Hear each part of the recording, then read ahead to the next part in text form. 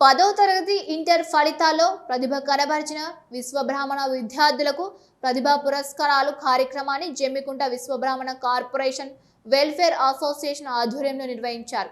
ఈ కార్యక్రమానికి ముఖ్య అతిథులుగా ఓపా రాష్ట్ర జిల్లా నాయకులు పట్టణ మున్సిపల్ చైర్మన్ ప్రశాంత్ కుమార్ హాజరై 10వ తరగతి ఇంటర్ పరీక్ష ఫలితాల్లో ప్రతిభ కనబరిచి విద్యార్థులకు ప్రతిభా పురస్కారాలతో పాటు నగదు పురస్కారాన్ని అందజేశారు। ఈ సందర్భంగా ముఖ్య అతిథులు మాట్లాడుతూ చక్కగా చదువుకొని ఇలాంటి పురస్కారాలు మరిన్ని పొంది ఉన్నత శిఖరాలను అధిరోహించాలని సూచించారు। మీరు ఎంచుకున్న రంగాలలో ప్రతిభను చాటాలని, తల్లిదండ్రులకు, గురువులకు, దేశానికి మంచి పేరు తేవాలని పిలుపునిచ్చారు। వారి యొక్క సంబంధించినటువంటి కమ్యూనిటీలో ఎంతో మంది విద్యార్థులు చాలా చిన్న కుటుంబాల నుంచి ఉంటాయి।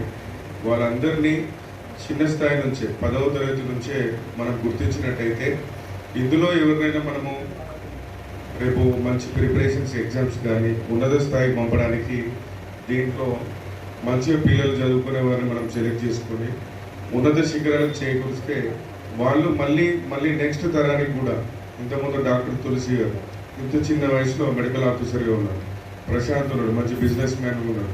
అంటే మీ అందరినీ వేదిక మీద తీసుకురావడానికి వాళ్ళందరూ నిస్వార్థంతో ఇది ఒక వేదికను ఏర్పాటు చేసింది।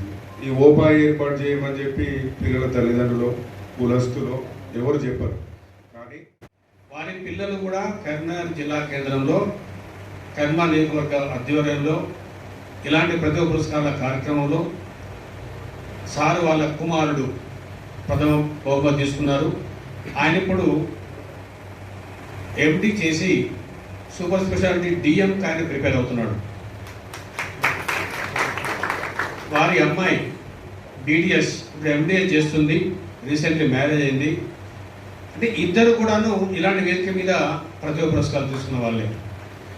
ఎందుకు చెప్తున్నానంటే మీకు అలాంటి ఇన్స్పిరేషన్, ఓహో అంటే విశ్వబ్రాహ్మణ జాతిలో ఈ వేదిక మీద ఇలాంటి వేదికల మీద తీసుకుంటే అంతటి ఉత్తేజం వస్తుందా మా పిల్లలకని కూడా తల్లిదండ్రులు మీరు ఆలోచించారు।